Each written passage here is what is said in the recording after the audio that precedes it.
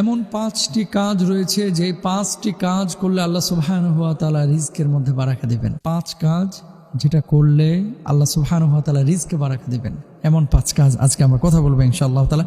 রিজিক বাড়বে। অনেকে বলে যে মুহতারাম টাকা পয়সা কামাচ্ছি কিন্তু রিজকের মধ্যে তো বারাকা আসতেছে না। শুনেন, রিজকের মধ্যে বারাকা এক জিনিস, টাকা পয়সা বেশি কামানো আরেক জিনিস। টাকা অনেকেরই আছে, মাসে কামাই 3 লাখ।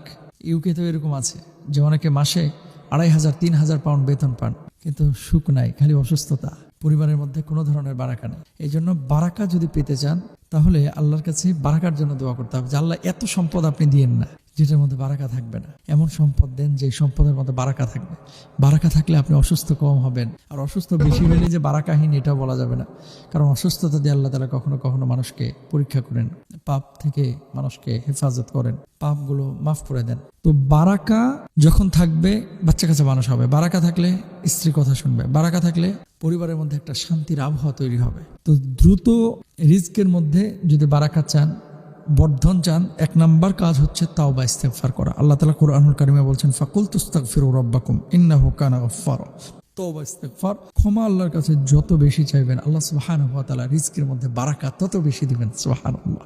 2 নাম্বার হচ্ছে বিয়ে করা। 3 শ্রেণীর মানুষকে আল্লাহ সুবহানাহু ওয়া তাআলা এই বিয়ে করার কারণে আল্লাহ সুবহানাহু ওয়া তাআলা রিজকের মধ্যে বারাকা দেন। কারণ যে মেয়েটা আপনার ঘরে আসছে সে তার রিজিক নিয়ে আসে, এটা আপনি বুঝেন না।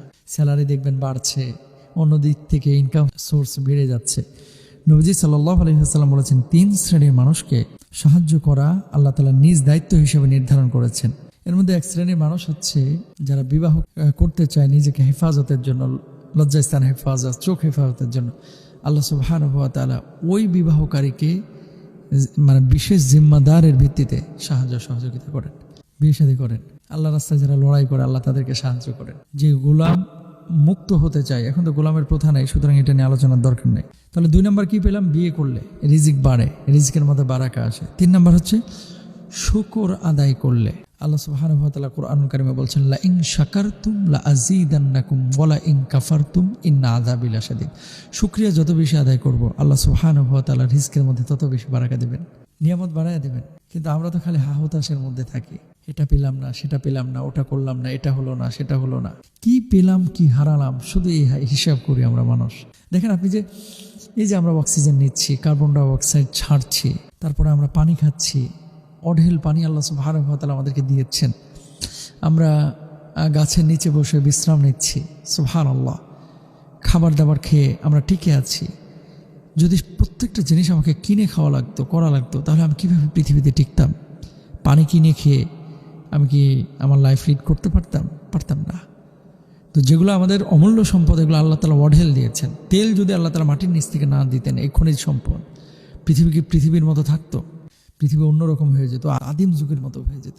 কত নিয়ামত আল্লাহ সুবহানাহু ওয়া তাআলা দিয়েছেন। সবসময় আমরা সুখে শুকরিয়া আদায় করব, দুঃখে ধৈর্য ধারণ করবো ইনশাআল্লাহ তাআলা। এরপরে আসেন শুকরিয়া আদায় করার পাশাপাশি পরবর্তীতে আত্মীয়তার সম্পর্ক বজায় রাখার ব্যাপারে রাসূল আকরাম সাল্লাল্লাহু আলাইহি ওয়াসাল্লাম বলছেন, যে ব্যক্তি কামনা করে তার রিজিক প্রশস্ত করে দেওয়া হোক এবং আয়ু দীর্ঘ করা হোক, সে যেন তার আত্মীয়দের সঙ্গে সুসম্পর্ক বজায় রাখে। নবীজি সাল্লাল্লাহু আলাইহি ওয়াসাল্লাম স্পষ্ট হাদিস, আত্মীয়দের সাথে সুসম্পর্ক রাখলে রিজকের মধ্যে আল্লাহ তাআলা প্রশস্ততা দেন এবং হায়াতটাকে আল্লাহ সুবহানাহু ওয়া তাআলা দীর্ঘ করে দেন। আমাদের খেয়াল রাখতে হবে। এরপরে রাসূল আকরাম সাল্লাল্লাহু আলাইহি ওয়াসাল্লাম আল্লাহর রাস্তায় ব্যয় এবং দান সদকা করার কথা বলেছেন। নবী সাল্লাল্লাহু আলাইহি ওয়াসাল্লাম বলেছেন, প্রতিদিন সকালে 2 জন ফেরেশতা অবতরণ করেন। তাদের একজন বলেন, হে আল্লাহ, দানকারীকে তার দানের উত্তম প্রতিদান দান করুন। অপরজন বলে, হে আল্লাহ, কৃপণকে ধ্বংস করে দিন। সুতরাং যত বেশি দান করবেন আপনার রিজকের মধ্যে বারাকা আসবে, হায়াতের মধ্যে বারাকা আসবে। আল্লাহ তাআলা আমাদের সবাইকে তৌফিক দান করুন এই 5টি কাজ করে রিজকের মধ্যে, হায়াতের মধ্যে বারাকা নিয়ে আসার তৌফিক দান করুন। আমিন। আসসালামু আলাইকুম।